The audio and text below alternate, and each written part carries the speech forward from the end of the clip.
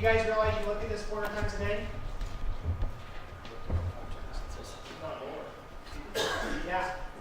Yeah. My screensaver, I've got other stuff on here, but I have it as ambitious, intentional, and committed. These are 3 words that I want on my obituary someday that I am known for. And so I did this a year ago. I put it on my screensaver. Honestly, I kind of flash over it every time, but it is there. So maybe it is going to my grave a little bit. But I did that because I heard about the power of that and seeing that. Literally, take you 10 minutes to do it, and you can have it in front of you all the time. So I thought that was really good. Replace. You know, we've got 75,000 thoughts going through our head every day. 9% are new thoughts, right? Why is that? It's because 91% of that, what's that, like, let's just say 70,000 thoughts are repetitive things we do all the time, our habits, right? We don't have to think about getting dressed because we know we're going to get dressed. I mean, how many people walk around without clothes on, right? It's a habit. Realize it or not, we have a lot of habits in our life. But when you start adjusting your mindset, you also have to adjust your habits.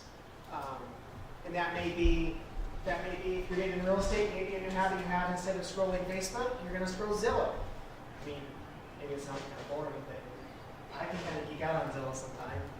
A lot of times late at night, Jaden and I are sending each other deals saying, hey, what do you think about this one? And it's because him and I have this habit, probably unconsciously have it, and we open up Zillow and we scroll and we look at deals. But you're going to replace your mindset. As your mindset shifts from one thing to another, you're going to replace old habits with new habits. And maybe it's Zillow, maybe it's reaching out to friends and saying, hey, what do you got going on? I took up running last year, and so a new habit for me is running. And when it's a runny day, guess what? I lay out my clothes. Those are the clothes that go on. I don't put running clothes on and not run. It just doesn't happen. So when the clothes go on, Marty goes out running, and it's that habit. The other thing we talked a little bit about was intentionality. This is probably one of my secrets. Not a secret. This is the Brandon Turner journal. It's called the Intention Journal. Brandon Turner. How many of you guys have heard of Brandon Turner? Most everybody? Brandon Turner is a real estate guru. He reads a lot of self-help books, and I believe this is his version of all the self-help books as far as a journal go. What happens in this book is it's a 90-day journal, so it's part of the 12-week year, and you write your 3 big goals down. You write why you want those goals, each one, and you write what it looks like to accomplish those, and then you go after it. There's a weekly battle plan where you actually write those things again, but you also identify an obstacle and what you'll do to overcome the obstacle.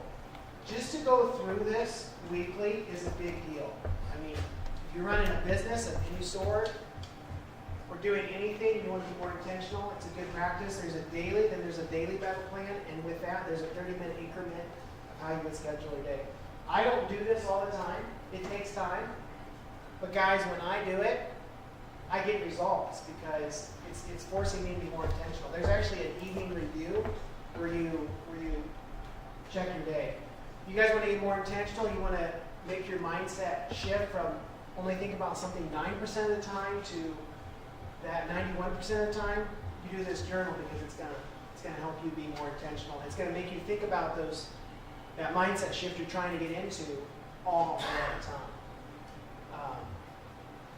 The other thing I was thinking, he didn't really talk about it here, but something that greatly affects our mindset is our influence, right? So, what's our biggest influence?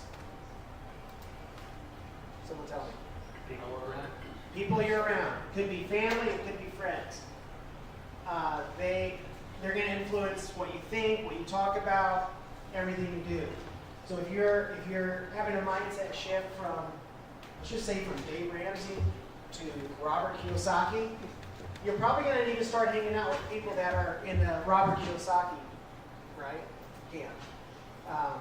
You want to get out of debt, not have any debt, you're going to hang out with people in the Dave Ramsey camp. But your mindset is probably going to be affected by your friends. Not to say you can't have friends in that camp, but an illustration of this would be if Mike is sitting in a chair and him and I grab hands and my goal is to pull him up and his goal is to pull me down, he's probably going to win, right? Because it's easier to pull someone down than to pull someone up. So if you can get with people who are already up and alongside you, it's a lot easier than someone that always is just pulling you down. The other influence we have in our life that we underestimate greatly is media. How many guys have a habit of waking up, grabbing your phone, start scrolling, right? That's a habit.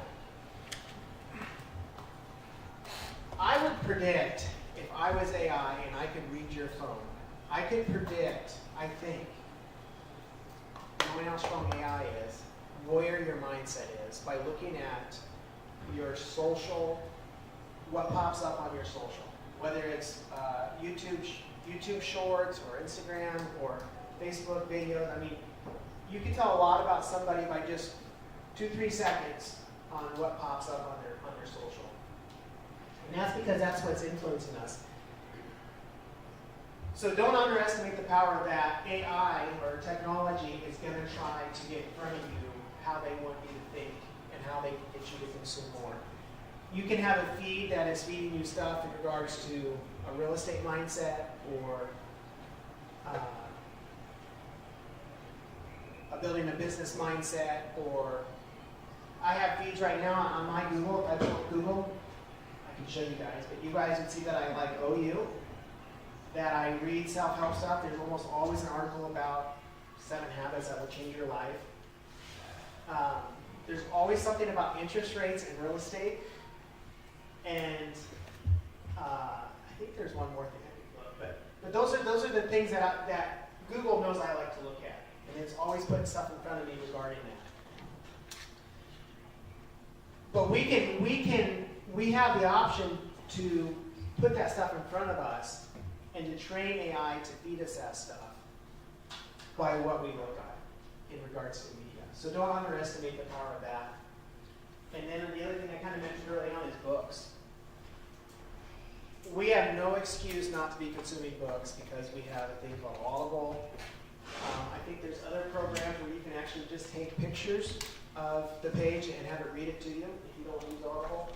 But there's tons of technology out there now that make it super easy to consume books and learn. You know, you can read a book like this, Robert Kiyosaki. Took him 20 years to get these principles. And he writes it down, and in 4 hours you can consume this. And someone else even read it to you. So it's like a no-brainer that we shouldn't be consuming more books and having that adjust our mindset. So those are some pointers I would have in regards to mindset. Not only what he said in regard to replace bad thoughts with better thoughts, changing our phone setting. What was number 3? At bed, and when you go to bed, when you wake up. Bookend your day. Yeah. Bookend your day. Something I started doing, I mean, I have my morning routine, but something I started doing as a result of some of this stuff in regards to changing my mindset is every night when I get into bed, I have a journal right there. And this is a result of a book I read called The Gap in the Gain, I believe. I'll write the date, and then I'll write wins.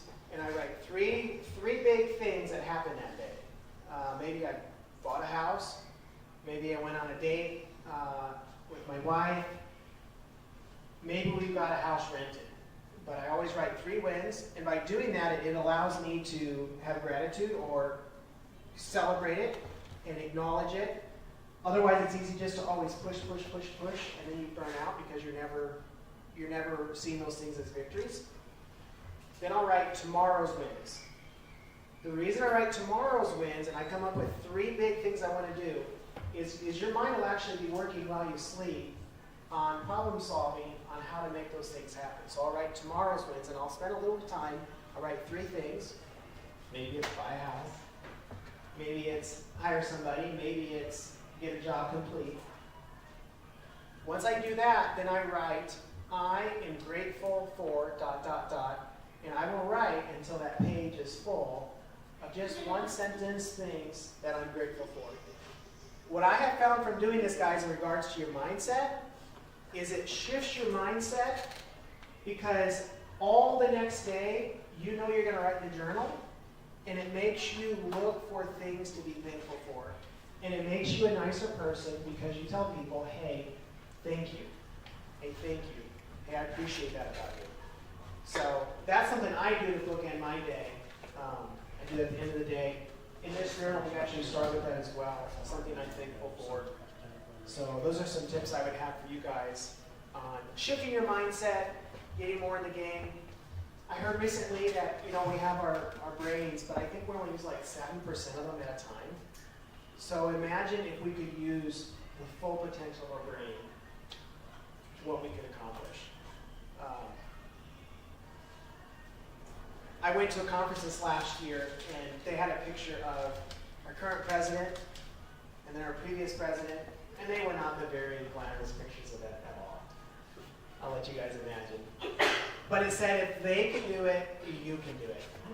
And it's a mindset shift. So we all have the capability of doing great things, but not until we shift our mindset and do them. So I might just open this up for Q&A. Jaden, you want to come up and maybe you can share something about how you've had a mindset shift.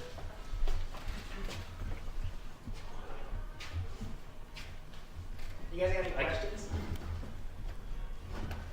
I guess when he talks about mind shift, the first experience I had where I really had to shift my mindset was I played baseball growing up. I was a high school baseball player. I was pretty good for high school. I was all-state, had a lot of home runs, got a lot of offers, went to college.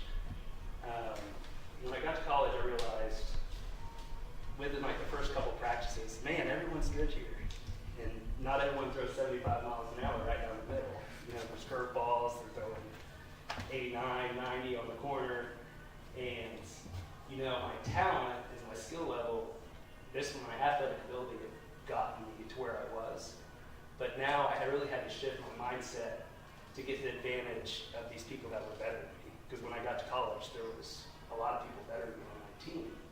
So I really had to shift my mindset on what does it take to compete with these guys. And it was hard work. It was thinking about baseball all the time. It was showing up before everyone else showed up to get more cuts in the cages, to get one more rep in the gym. So that's kind of the first time I really had to dig in and change my mindset. So do you guys have any questions? We'll be happy to answer our questions. Yeah, Nick. So I do have a question. So a lot of us in here, we're trying to get real estate, So for someone that's trying to get their first deal, what would you guys say would be like the first 3 things that they would really need to work on as far as, because you guys mentioned a few things like mindset and like books and stuff. What would be 3 things you guys would suggest, and what does that look like? Like, where would the sources be for that? Yeah, my advice is to get around people that have done it. My experience was my dad was a real estate investor. My dad knew how to run deals, he knew how to buy deals, he knew where to get money to buy deals. So for me, when I first got a job and I had money to buy my first deal, the first thing I did was, of course, I got on Zillow, I found a deal, and I ran it by a couple of people that have done it before me. You're only as good as the people you're around, and that would be my advice, is to just get around people, run deals by people. There's a lot of people that are willing to help you run numbers to make sure it's a good deal, to make sure it's going to be doable. I guess another advice would be to talk to the bank about it. Banks aren't in the business of loaning bad money. So if you bring a deal to a lot of lenders, if you say, hey, I'm buying it for list price and it's going to rent for this, a lot of times they're going to say, I'm not lending you money because you're going to be negative on cash flow after taxes and insurance. So, yeah, just get around people, seek advice from people that are smarter than you, because there's always people that are smarter than you. And I would say just do it. Like, you probably read all the books, or you know enough. There's probably something holding you back. Just do it, man. Like just make it happen, because you got the bank, you got people in your life saying it's a good deal, the mindset's there, then just make it happen, get in there and learn. You're gonna make mistakes. Like, get over the fear, maybe that'd be it. Get over the fear of failure, because just make a mistake and move on, fix it. You know, everything's figure outable. So if you go bankrupt, start over. It's probably not gonna happen. I'm English, just really stupid, but I mean, there's so many ways out, and especially, I mean, Jay talked about around people. If you start going south on a deal and you got people in your life, they're going to tell you, you know, hey, you got to stop, do this, or we'll buy it out from you, we'll save your bacon here, or whatever. But Okay. I would just dive in, just Okay. find a deal. Where would we find like the groups to be around? Because you guys were saying like find people that have been doing the deals. I mean, aside from One place is just Facebook. Get on Facebook. There's all kinds of social groups on there. Think 20 years ago what a guy had. Like, we didn't have cell phones, didn't have these social groups. There was not a lot of books written. We didn't have Instagram. I mean, there's so much information out there now. But I would say get on Facebook, find someone who wants to meet up, come to stuff like this. Yeah, I would say just get around people. The first meetup we had was 2 months ago. Randy's not here, but I'm going to use Randy. Randy had moved from Austin. He had done a lot of real estate in Austin. Market got too hot, moved to Oklahoma City, and he had that fear of jumping back into real estate because the way the market was in Austin. After our meetup, he said, hey, I'd love to talk. What can I do to meet up with you again? He said, well, Marty and I have been meeting with a group of guys every Thursday in Guthrie at an open coffee at 7 a.m. every Thursday for the last 10 years. All we do is talk real estate. We talk other stuff. We talk family, the Bible, a lot of other things. But he said, okay, I'm going to come. He's came two or three times, and since that time, he's already bought a deal, has it under contract. It's a sub-2 deal. It's a really good deal that's going to get him a lot of money. But his mind shift changed when he came here, and he just asked questions and asked, how can I get involved? So it's kind of that fear of just inviting yourself or showing up to an event that you don't want to show up to. Networking is such a big deal, and you know that, wholesaling. I mean, Yeah. that's how you find deals. So. Okay. Cool. This is kind of a different question. I was told that the easiest way to actually build wealth is real estate. One, is that true? And two, is open real estate like having your own little piggy bank you can dip into? And what do you think about that? About dipping into your real estate? Should we keep it? Should we sell? Should we rent? Why do you guys do it? Yeah, so there's a lot of, obviously, we do what we do is to provide for our families, is number one. The way the market is will kind of determine what you do. So like in 2020, when we joined up, our whole goal was long-term investment. What's going to get us the most money 20, 30 years down the line. And so our main goal was buy and hold. We wanted to buy houses, we wanted to hold them, we wanted to rent them out. And in 15, 20 years when our note was off, they were free and clear, they were bringing in passive income. And our cash on cash return was fine. So that kind of shifted when interest rates went up. So this past year we've shifted because you really can't. It's really hard to find a deal right now with a 9% interest rate, buy it and rent it out in cash flow. So what our mind shift had to switch. What we're doing now is a lot of flips. We're buying houses, we're fixing them up nice, and we're selling them. So that's to get capital, and when interest rates drop again, we'll have that cash on hand to pour back into the market and buy our buy and holds. So it really depends on the market, is kind of what I'm saying. Your first question was, is real estate the best thing to invest in? Is that what your question is? To build wealth? Yes. I think if you look at history, the way it repeats itself, he could give you a lot better stats than I can. But I think I'll just let him give you the answer of the stats. He knows a lot more than me. Lazar, I think I just know. historically speaking, I think like 70% of millionaires got their wealth through real estate. And the reason you can get your wealth through real estate is you can, especially in America. And America is unique in that we have long-term debt, meaning we can lock it in at this price for 30 years. Other countries don't have that. So you can lock in. We'll just use today. You lock in something today, it's 9% interest, but you're going to lock it in at $150,000. And that's going to be paid out over, on commercial loans, it's 20 years, typically 20 years. But what happens over 20 years, historically speaking, now you can look this up for yourself, you can do your own charts. Historically speaking, in America, rents will double in that period of time, but the valuation will triple. Okay, that's historically speaking. Median household price in America, you can Google it. It'll triple in 20 years, rents will double. The thing is you locked it in at this price, today's price, and you took someone's money over here, the bank's money, to leverage it, and you took someone else's money over here to rent it out, and hopefully the rent pays the mortgage, and you're the middle guy, holding the money, moving the money, and 20 years later, rents have doubled, values have tripled.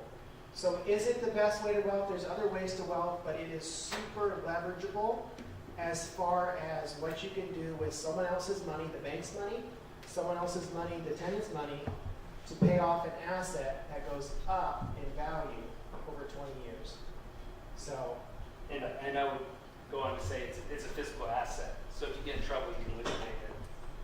Unlike a stock or a bond or a 401k, a lot of times you tap into 401ks, you pull it, you're getting taxed out the wazoo.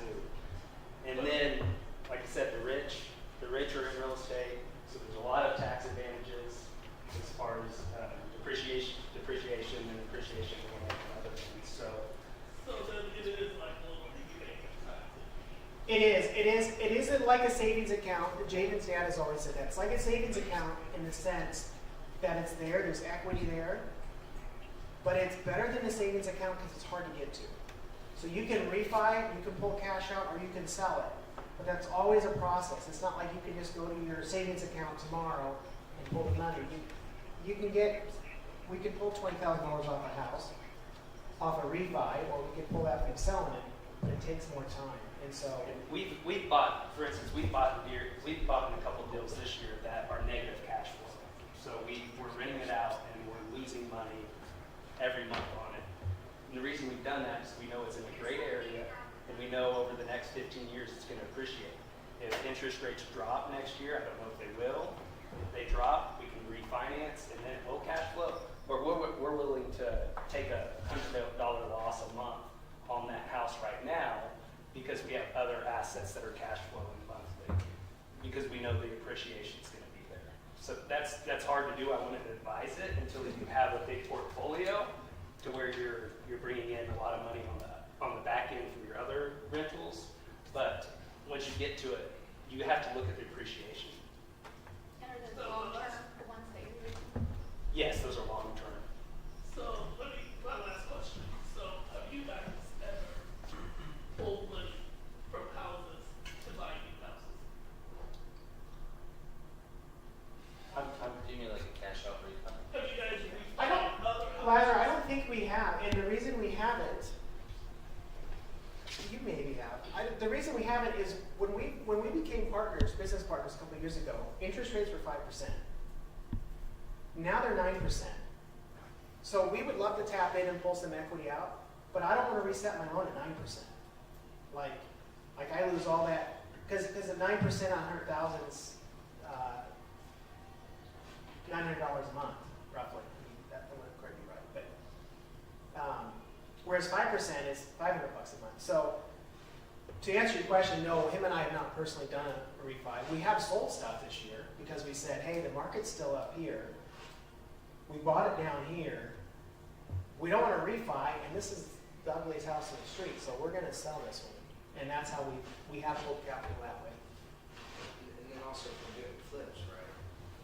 Yes, we've done flips this year, more intentional. We're still buying and holding. Jaden said we're doing flips mostly. We're still buying and holding. We've still put houses back in, but it's a smaller criteria now. Whereas 21, 22, we were buying bigger houses that now we're selling because they're too big. Bigger houses don't make sense to rent. But yeah, we are selling. We're doing flips to get that capital, get that cash. Where are you seeing that buying the houses from you after you flip them? Are they cash buyers? Like where are you seeing that money come from? What type of buyer is buying these things? Right now, I've noticed the higher end homes are still going. You get around that medium price range. What's the medium? Median price range 200,000 to 250. They're harder to move. But I'd say first-time home buyers are in VAs. The FHA VAs are your best buyers right now.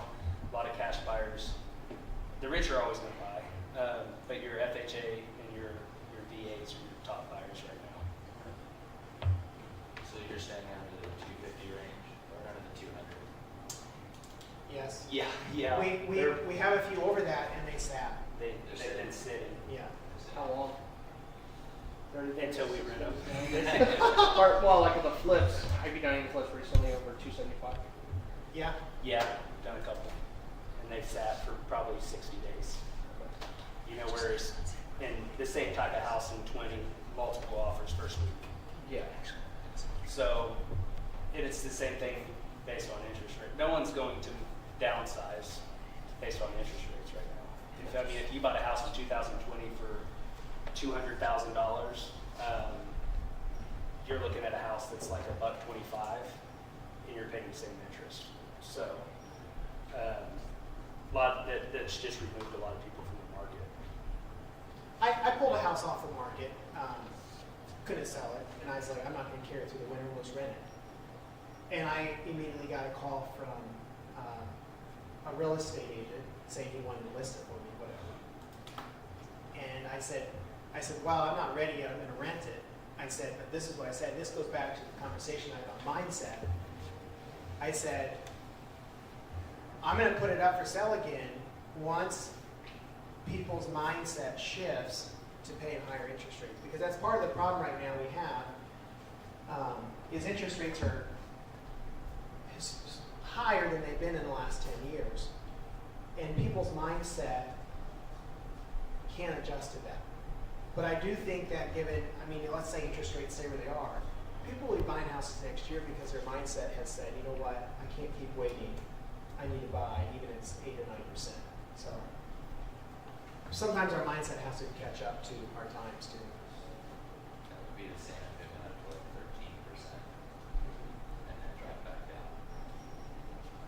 So what about it? And there's stories from 2022, agents having houses under contract, interest rates going to 4.5, and people just packing out because interest rates went to 4.5. Well, now those people are, they were waiting because that was too high, and now they're looking at twice that. So.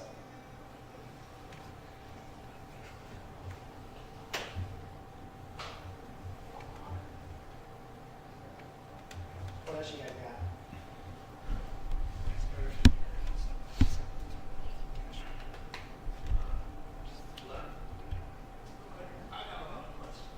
Keep asking. I don't want to do video. I want to be rich too. Okay, so you're broke. You started a new business company. How does one prepare themselves to do what I do? It's kind of what we've talked about. It's being around people that do it. It's coming to stuff like this. It's adjusting your mindset. And at some point in time, you just got to get in there and do it. There are like the conventional ways of doing things, and then there's the non-conventional way of doing things. And with real estate, there are so many options to leverage people's money at times. There's a girl I follow on Instagram, Lisa's and Lattes. She's like 22 years old, and she uses hard money. I mean, it's a private fund, private investors giving her money. But she uses family and friends for the down payment. And she just makes them a business partner with her on the deal. But she has been able to, I think she has like 50 doors now, something like that, all over the United States. She hasn't used any of her own money. She's a college student. She just got out of college. But she's been creative, and she used people she knew and hard money to buy assets. And so sometimes you got to be creative, and you got to bring people in that do have money that want to be a partner. Because there's lots of people that have money, but they don't want to be the operations. So you become the operations, you create systems around it, and they become your business partners. Can I respond to her? I am an Airbnb host, and I've been an Airbnb host since 2016, and I started with my own house, and it's just me and my 2 kids in the house, and so, you know, we move out and let people rent it for game days because we're in Norman, and from there I fell in love with hosting, and so the next thing that I did was I knew I couldn't afford to purchase a property, but I had heard about rental arbitrage, where you go and you look for houses that are for rent, and you present them with this pitch of, can I rent your house and re-rent it on Airbnb? And you know, the upside to that is I want to be a long-term tenant of yours, and I'm going to keep it in perfect condition. And so, you know, I probably heard 25 no's, and then this guy was like, yeah, okay, let's talk more about this. And I was like, I'm a 5-star host. Like, I'm not going to let, you know, people ruin your property, and I will re-sign my lease every year. And we've been, I guess you could say, business partners for 4 years, but I don't give him a cut of anything. I just pay him rent. And so that was one way when I had no cash, well, barely any cash, I did that. And the only cost up front was furnishing the place. You know, and that you can, you know, ask friends, ask college students to help, like what's in style, where do you shop, you know, things like that. So that was one of my steps in my journey that kind of has helped me get a little bit of cash, you know, to start building up that. What's your name? Shannon Williams. Can I use this video for his content? Whatever. Sure. I have something to add too. We met Sharon at it was a more like real estate agent thing down in OKC. We sat her at the table and we talked, and so that's, I mean, there's opportunity to meet people and do this. Another thing you could do would be wholesaling, and wholesaling is basically is basically flipping paper. Maybe Jaden, you can talk about that. What would you say? Wholesaling. You could wholesale. You could find a buyer and just go Yeah. after stuff they like. You want to talk about it? No, not really. No, what they were talking about was wholesaling, and that's basically a way to get capital to get into the game. You're basically playing the middleman. You find someone that wants to buy their house, that needs to sell their house, whether that's divorce, probate, taxes. You go in, you find out their pain point. That's the best way to get a house, is to find their pain point, and you solve their problem. You get it under contract, and you network with people that buy in certain areas. I talked to Nick earlier. I told him where I buy. I'm going to be in his buy box now. You find out people that are going to buy in certain areas, and then you just pitch that deal to them, and you sign a contract with them. Both contracts go to the title company, and basically you make the difference. It's a really easy way to get capital to get started. Marty and I do it primarily to skim deals off the top, but it's also a great way to build connections with other investors, get ideas, and get capital. I mean, we've hit some home run wholesale deals over the year without pouring a lot of effort into it. I'd say wholesale is a business, the more you pour into, the more you're going to get out, just like any business, but there's a lot of people that need to sell their home. And if you get those people, in front of those people and just talk to them and find out their pain point, it's really easy to get them to sell. So. Yeah, I would add on to you. We need to talk actually afterwards because I also do rental arbitrage. But we started in 2021, business partner and I. Now we have nine homes in a year and a half, and it's getting that first person to say yes to you, building a solid relationship with them, and then they tell all their friends. Yeah. And so now we just get calls constantly, and we like turn it down. And building the automations and getting all that set. We're Superhost as well, guest favorites now in all 9 of our homes. And there's a huge strategy to it. Actually, Nick and I we went up at Ed and went and walked through a home earlier before we came here to see if this would be a good thing to arbitrage as well, in a different way. And even if I didn't have a whole lot, I had like $2,000 in my pocket, my business partner had $2,000 in his pocket. I said, how would we get in real estate? I mean, the price of houses are astronomical. And I said, hey, I saw this thing on TikTok. I don't know if it works, but we should try it out. And he said, all right, let's go to YouTube. So we learned it all on YouTube, and we just did it. You know, we just did it. We went to the Your bank. mind shift changed. Yeah, we got the business set up, and went to the bank, opened up our first business account, and just pulled out credit cards for a year, 2 year interest free, and use that to purchase all of our furniture, and then get those things listed as fast as you can, pay off those credit cards, start cash flowing. Where, What's your name? Brittany? Can I use this video for Yeah. content? I had a question. Where are you guys finding success doing that? Is it college campuses around hospitals? So, yeah, I'll give you a golden nugget. College campuses, no. That's Okay. seasonal. Seasonal It's very seasonal. football. Hospitals is where it's at. And so we partnered a lot with traveling nurses. Now that COVID isn't as popular, as busy, traveling nurses aren't coming to us as much, but we made those connections. Yeah. We partner with the Proton Center. A lot of people come up here to get cancer treatments for months at a time. Those are great bookings, and a lot of times their insurance will pay for it. Partnering with insurance companies for people who are displaced families. They pay premium. And so if you can cut out that middleman and go straight to the insurance company, you get the premium price. Yeah. So yeah, we always have a whole formula. Where's this house at? Is it fit in our box? And what type of clientele we're going to attract, and go off of that. That's awesome. We don't just put them anywhere. It's Yeah. very, very strategic, because if you put them in the wrong area, it's going to cost you a lot of money. I want to ask you guys, Jaden, I guess, you can kind of go to both of you, but Jaden, more being an athlete, a good athlete in high school and then in college, and like you said, the shift from the high school level to the collegiate, made you realize that it's going to be a little harder. Did that happen with you guys when you guys first started real estate, and then now to the level where you guys are at? Like, obviously, it's a little bit more competitive. There's a lot of newer generation, social media. Is it harder to Yeah. kind of work? I mean, I'll be honest.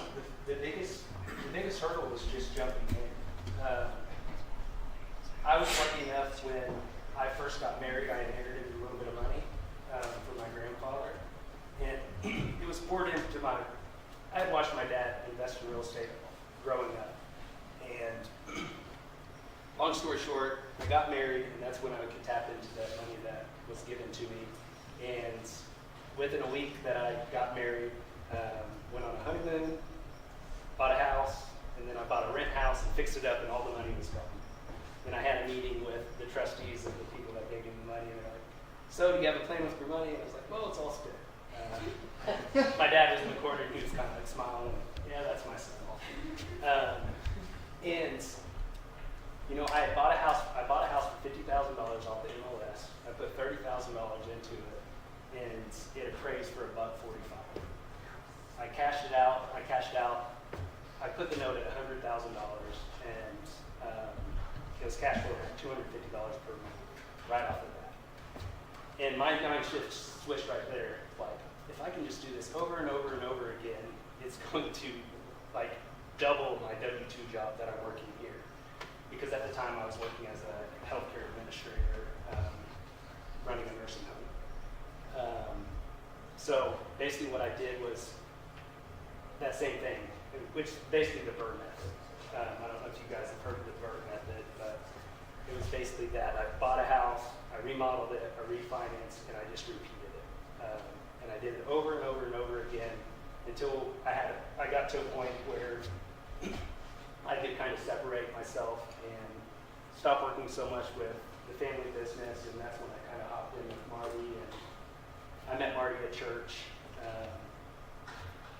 It's kind of a funny story. Met Marty at church, never talked to him before, but seen him at church several times with all of his, he has 6 kids, so his kids always sat in the middle, and they were easy to notice. So I saw him, and I had been in real estate for a little bit. I probably had a portfolio of 12 to 15 homes. And I went to the sheriff's cell in Guthrie, and I noticed he was there, and I'd been eyeing this house for months and months, and He let me have it. long story short, the opening bid, minimum bid, he hopped in first, and I looked over, that's Marty from church. And as much as I wanted to bid, I didn't bid, let him get it, and he came over to me, and he's just like, my wife's gonna kill me. My wife's gonna kill me. I'm like, why? She's like, she told me right before I left, what if you don't buy that house? He bought it, and I was like, dude, that's gonna be a good house. You're gonna make a lot of money. And long story short, we started talking. We used some of the same contractors, and I can't remember. I guess our first deal was it an Airbnb deal? Yeah. Yeah, our first deal was, he was talking to me about Airbnb. I didn't really know much about it, but there's a place in Guthrie called the Lazy Arena. It's full of it's an arena for cowboys and stuff, and there was a house right across the street, and we bought it and Airbnb'd it, and it was really good. They had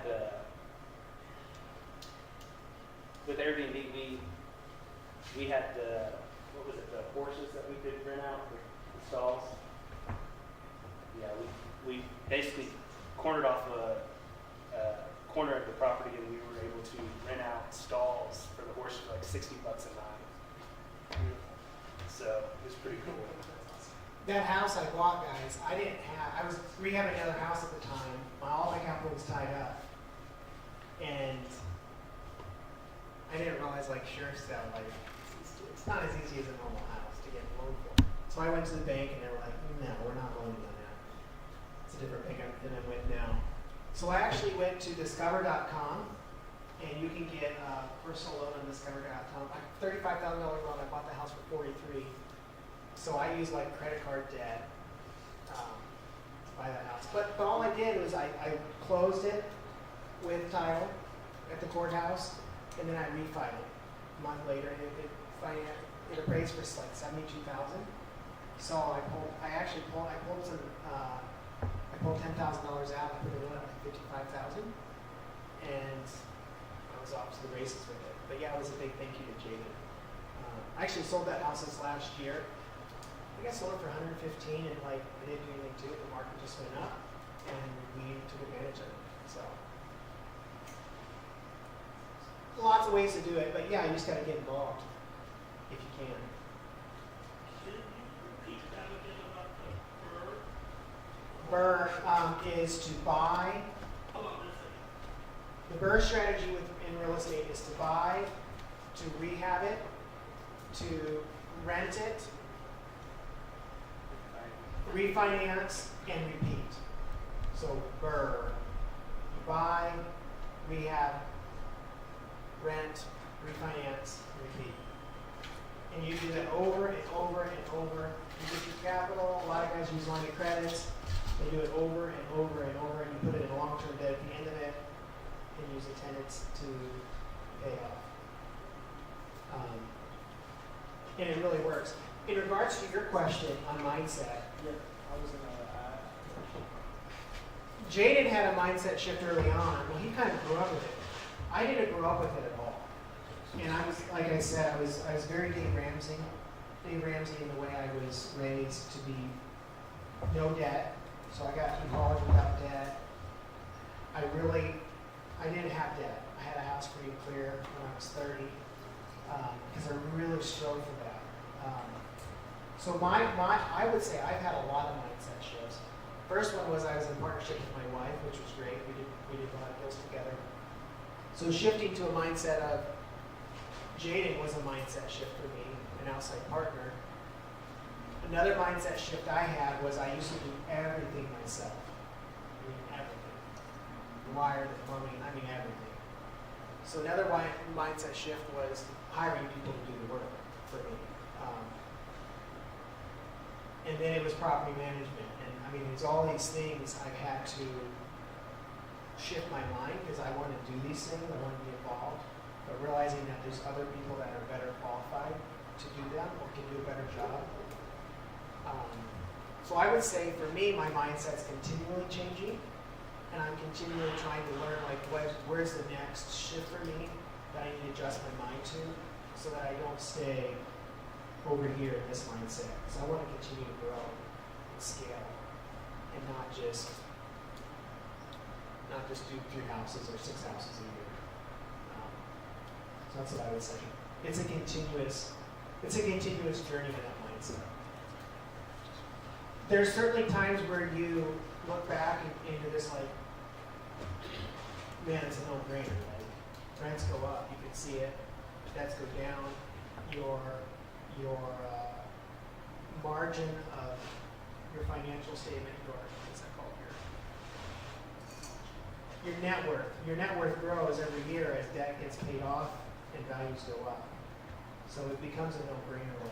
And that's why, like Jaden said, we're content this year to lose $100 a month on some houses at 9.25 interest rates, because we know we got $60,000 of equity. You're going to lose $1,200 a year, but it's appreciated X amount. The value's gone up way more than that. It's going to triple every 20 years. But that's a mindset shift, because initially we would not have done that. Is it?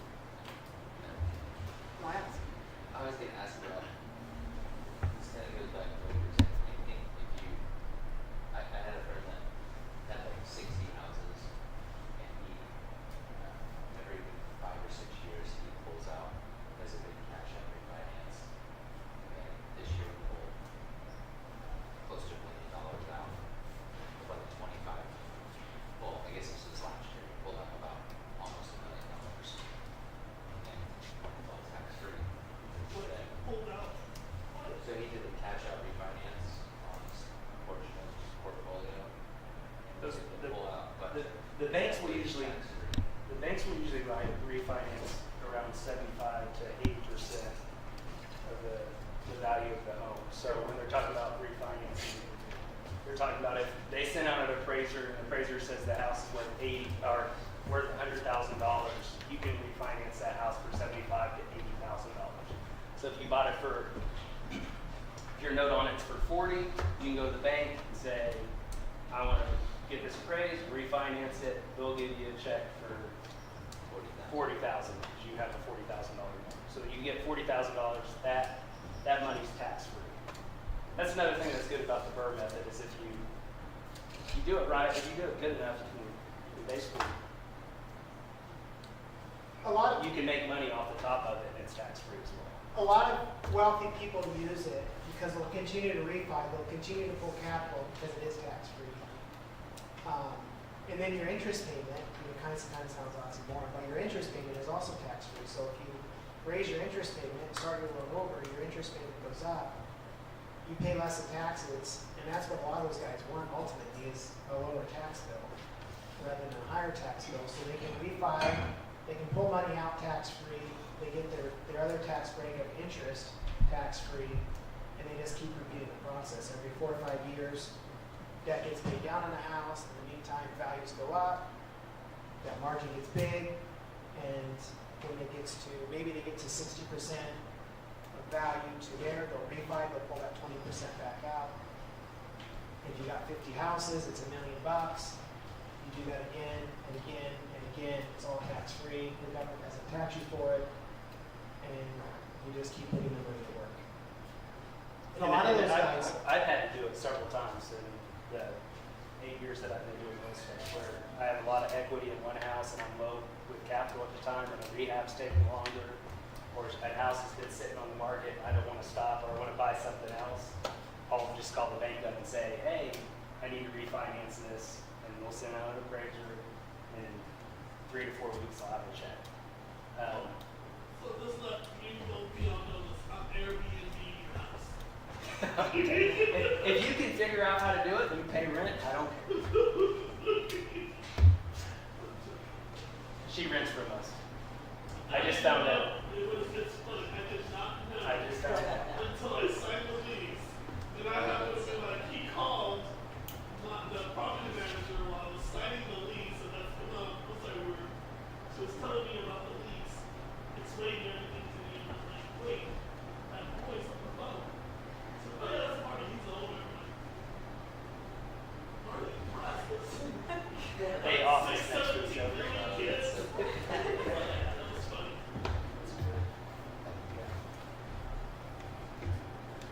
We really, guys, want to get more people involved in this because we feel like we want competition.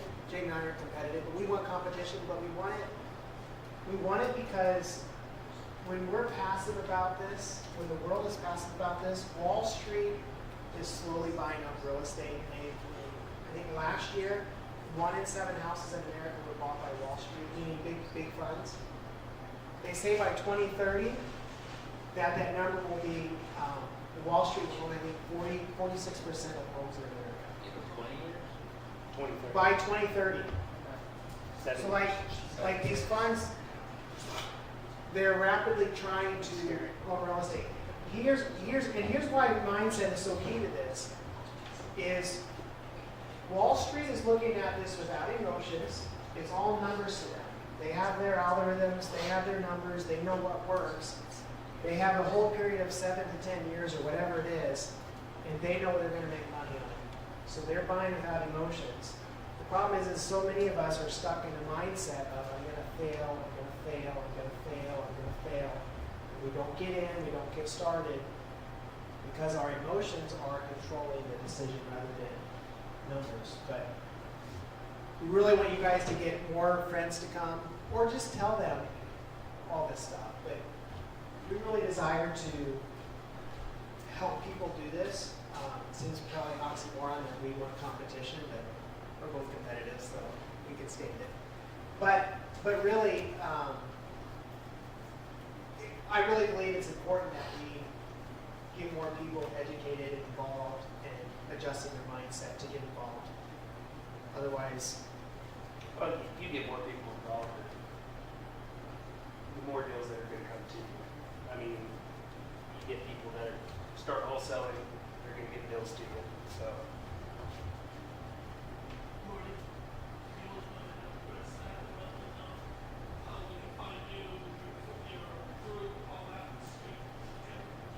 sure. So you can find me on social. Marty Hofmann on Instagram, Facebook. REI MindXet. I believe we have a webpage for that. I think there's a YouTube channel as well. Honestly, maybe just put that in show notes because my daughter usually runs all that stuff.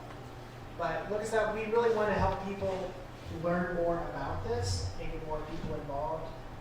And that's the other thing that often happens in this space is as people become good at it, they want to teach others because that's where satisfaction is. So Jaden and I aren't really necessarily we're not making any money from this. But we're here to share and open up and help you guys play the game. So the more the merrier. So that's what I'd like to do now is just open this up for you guys to wander around, talk to people, and learn from other people. And you guys can corner us if you would as well. Thank you.